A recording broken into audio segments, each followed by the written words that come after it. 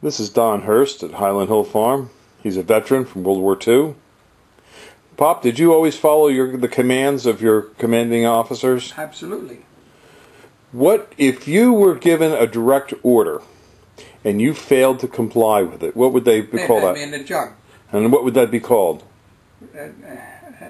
I'd be going against all principles that I swore to when I entered the Army. Obey my officers and protect this country. Would that, if a group of officers failed to follow out the lawful command of their commander-in-chief, i.e., military officers failing to follow through with the command of Barack Obama, would that be considered a mutiny? Yes, it would be. Okay. It appears that Bob Woodward's book is pointing out that our commanding generals were told by the president to come up with a plan, an exit strategy for Afghanistan. And this occurred last year. The generals only offered plans whereby an increase in troop strength would be forthcoming in their operational plans. Barack Obama did not like that. Barack Obama then, because he couldn't get the answers from the generals that he wanted, drafted his own policy and plan. Now, if a group of officers fails to follow through on the command of the commanding general officer or the president, they should either resign or they should be brought up on charges and court-martialed. But obviously Barack Obama didn't want to do that because Barack Obama's only interest was in not losing the support of the left-wing fragment of the Democratic Party that is supporting him. Now, this is a very serious allegation. Either we have officers in the military refusing to obey a lawful command, or we have a commander-in-chief who is reckless in his carrying out his duties as commander-in-chief. I think he's absolutely reckless as a commander-in-chief in this particular situation. I think that Barack Obama is in over his pay grade. I don't think that he's qualified to be president, and I don't think that he has the necessary experience to run this country. There's not much we can do about it as a nation now. About the only thing we can do is perhaps to elect new leaders in this next coming election to try and mitigate the damages that this man is doing to our country. I don't know how you people feel in YouTube land, but please leave your comments as to whether you think Barack Obama should be replaced or if we should just linger on with him. I think it's time that American people rise up and face the music. We have an incompetent president who may also have psychological problems, which I don't want to deal with because I'm not a psychiatrist. But it's obvious that the administration is dysfunctional. And when an administration is dysfunctional, it's dysfunctional because of the man on top, not a bunch of the little peons that are running the show. It's the man on top who is ultimately in charge. If the administration is dysfunctional, then the man at top is dysfunctional. Way over his head. He's over his pay grade, and I believe he knows it. This is a sad day for America. Yes, and I feel for the parents who have kids in the service. And I know what it was like during World War II when my brother was killed. What a disaster that was to the family. And your daughter's husband was severely wounded in Fallujah. Yes. Had his back broken in a car bomb. Yes. So our family has made the sacrifice. There was actually 5 of us, 5 boys, and we were all actually serving this country. And you always followed lawful commands in the military? Absolutely. Well, thank you very much. This is Don Hurst, and I'm Bill Hurst at Highland Hill Farm on Route 313 in Fountainville. We're your conservative nursery. We only supply trees to conservatives. Hello, my name is Mike, and we're at Highland Hill Farm today, and I want to talk to you about how to water plants are in pots. And right here, right in front of me, is a good example of a plant grown in a pot, and we can see that it has a black plastic pot on it. And this black plastic pot, you can also see that by my shadow that there is sun hitting this black plastic pot.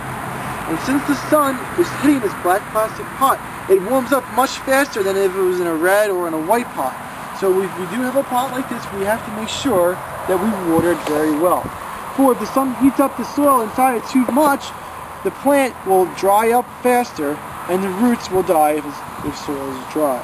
So we got to make sure that wherever pot that we have, if it's facing the sun, doesn't matter if it is black or not, but if the sun is hitting it, we have to make sure that that side of the pot is always well moist. Another thing that we can also do when we're watering plants in pots is to make sure that we water them frequently. If we water them once a week with a real good dosing, it's not good as if you're going to water them 3 to 4 times a week and just making sure it's moist. Or if we let the pot dry out, the plant will die. With this media in it, with most media in pots, it's very porous. And with that porous means that the air can go in and out of the soil. And when it goes in, and when it comes back out, it can take water out of it as well. So with this porous media, we have to make sure that the plant remains moist in the pot.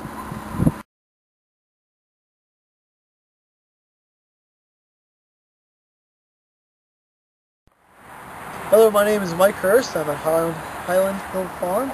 And right here we have our Niagaras that are 4 to 5 foot tall, which are really nice size. And I want to talk to you about something that's going to happen to all evergreens this year as we get closer to the fall, and that's called fall needle drop. That if you look at the ground, you can see some of these yellow needles coming off. That is a symptom of fall needle drop. Every evergreen, every year, loses its needles in the fall. And what's happening is, as the new growth starts hardening over, the plant can't support all the growth that it has. So it gets rid of its interior needles, and when it gets rid of it, people can see it sometimes as being yellow.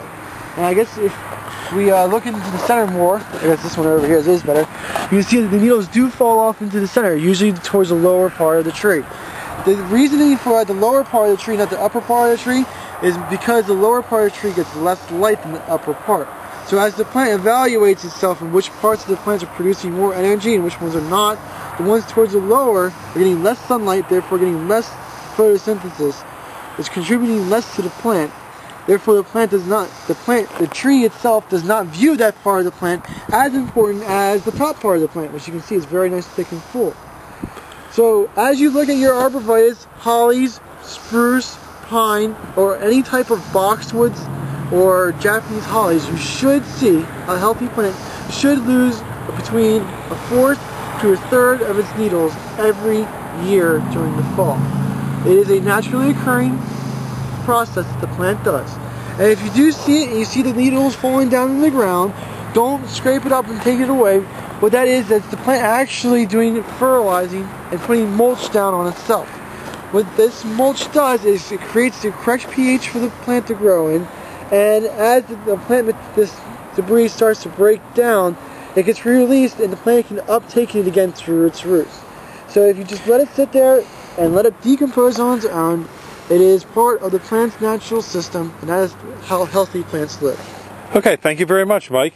We're on Route 313 in Fountainville, PA. This is Highland Hill Farm, and we grow thousands of arborvitaes, pine trees, spruces, junipers, and we have lots of material for you to come to see at our 313 location. Give us a call at 215-651-8329. Thank you. These are Bennett's compact hollies. A nice bush for along a walkway, easy to maintain, hardy, and not expensive. So give us a call, 215-651-8329 at Highland Hill Farm. These are dwarf nandinas. They get about 3 feet high. They'll have red foliage throughout the winter, white flowers in the springtime, and red berries in the late summer. These are our blood-good Japanese maples here at Highland Hill Farm. We have larger sizes as well as smaller sizes, and we also have weeping Japanese red maples and also green maples. So give us a call, 215-651-8329.